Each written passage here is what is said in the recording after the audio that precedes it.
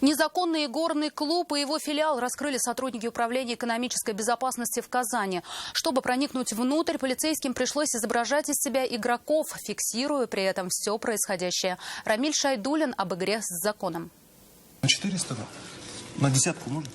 Он не работает. Контрольная закупка для доказательства, что здесь действительно играют на деньги. Они просто предоставляют доступ в интернет. Все снимают на видео. Зал полон клиентов. Но выиграть сегодня не суждено никому, в том числе и самому заведению. Полицейские, раскрыв себя, деятельность приостановили. И при проверке стало ясно. У игорного клуба на Чистопольской есть филиал на улице Кулахметова. Игру прекратили и там. В ходе осмотра места происшествия в первом игровом салоне, расположенном по улице Чистопольская, изъято игровое оборудование, включающее в себя 11 системных блоков, 11 мониторов, денежные средства, мобильный телефон, черновые записи, 10 игровых консолей. А во втором игровом салоне, расположенном по улице Кулахметова, изъято системные блоки, мониторы, денежные средства, мобильный телефон, также черновые записи. Организаторы этих двух игорных заведений, как выяснили сотрудники Управления экономической безопасности, одни и те же люди. Сейчас полицейские устанавливают всех, кто причастен к этому бизнесу, после чего все материалы передадут в Следственный комитет для возбуждения уголовного дела.